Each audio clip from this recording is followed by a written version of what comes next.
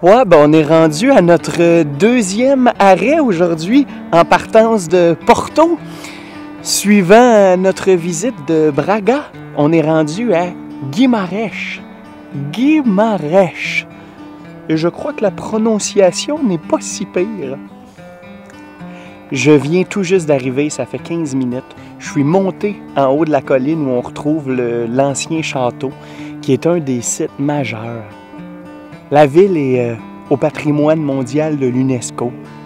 Son cœur historique est médiéval, avec des demeures qui datent du 14e siècle. Et c'est aussi ici qu'est né le tout premier roi indépendant du Portugal, Alphonse Henrique, en 1100. Beaucoup d'histoires qui s'est passées ici. Et là, je ne peux pas vous en dire plus pour l'instant parce que j'en ai pas vu plus. Mais je sais qu'il y a des beaux palais, il y a des labyrinthes de ruelles au cœur de la cité. On va aller se promener là, on va en découvrir. Là, il est 3 heures, donc on a une couple d'heures à passer ici. C'est pas immense non plus.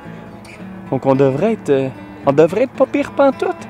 On s'en va rentrer dans le château. Puis il y a aussi une colline un peu plus loin sur laquelle on peut avoir une très belle vue sur l'ensemble de la ville. Yeah!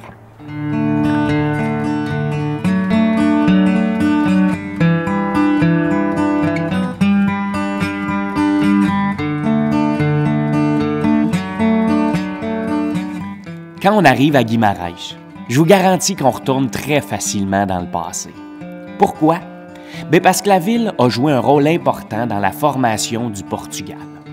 Et aujourd'hui, on y découvre des vestiges en excellent état de ce passé glorieux.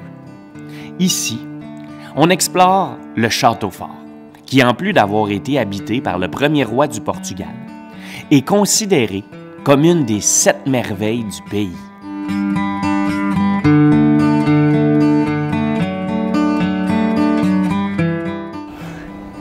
Ce n'est définitivement pas le plus gros château que j'ai visité à date, mais c'est très bien.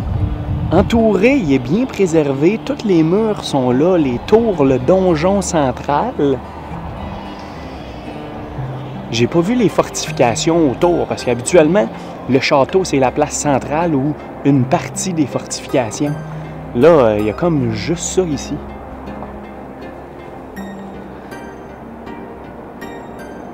Et le donjon est très haut. Je sais pas si on peut y monter, mais ce serait bien.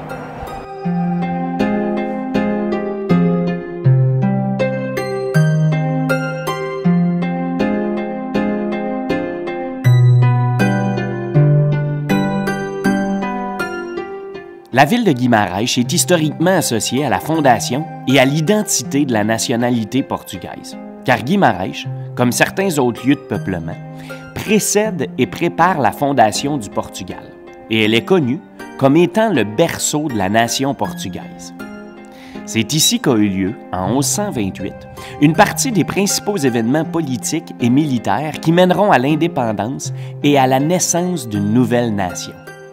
Il est même inscrit dans l'une des tours de l'ancienne muraille de la ville. Ici est né le Portugal.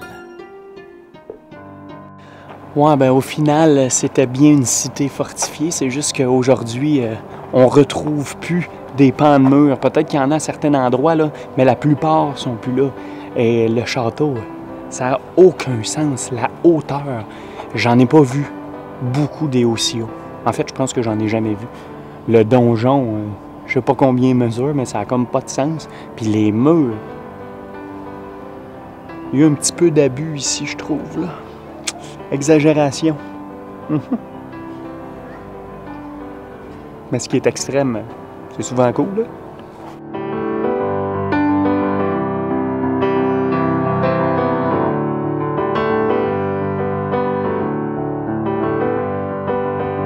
Ouais, il y a bien trop de choses à voir. J'y arriverai pas. Hein. Faut quand même que je m'en retourne à Porto, là, puis j'aimerais ça pas être rushé ce soir pour en profiter, manger une bonne bouffe. Mais là, checkez-moi ça, la grosseur du palais. Là, j'ai pris un billet, faut que j'y aille. Faut que j'aille le visiter quand même.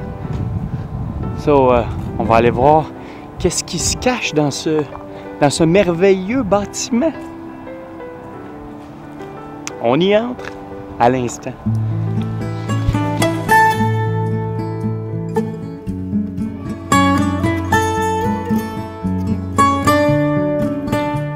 La fondation médiévale de la ville actuelle se fit au 10e siècle, quand une comtesse construisit sur sa propriété un double monastère, qui est devenu un pôle d'attraction et qui fut à l'origine de la fixation d'un groupe de population dans ce qui allait devenir la ville basse.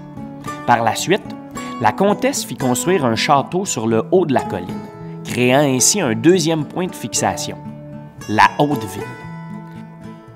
Avec le temps, le monastère est devenu un important centre de pèlerinage et en 1095, le comte Henri de Portugal, père d'Alphonse Ier, y installe sa cour.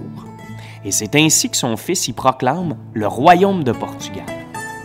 Guimarães restera la capitale du comté, puis du royaume de Portugal jusqu'en 1260, lorsqu'on transfère la cour à Lisbonne après l'achèvement de la Reconquête en 1252.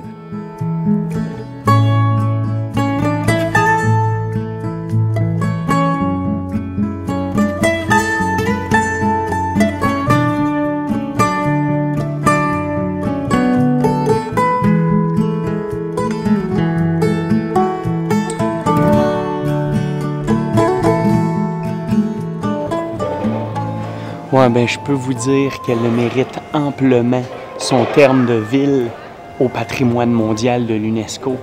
Là, on est au cœur de l'ancien village et c'est fou comme c'est préservé.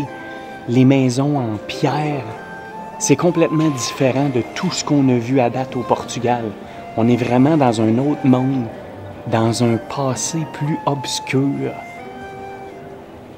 Avec les petits balcons en bois, c'est plus en fer forgé, tout est différent. Et là, je me promène dans le dédale de ruelles qui zigzaguent un peu partout. Et ce qui est le fun, c'est juste de se perdre, de se promener, pas de carte, rien, puis juste déboucher sur des places centrales et des petits secrets bien gardés. Ben ici aussi, j'aurais bien aimé passer une nuit, mais encore une fois, malheureusement, le temps nous presse et on doit toujours faire des choix. Calique. Ben, je continue, j'en ai encore pour 15-20 minutes. Et on va essayer d'apprécier chaque seconde.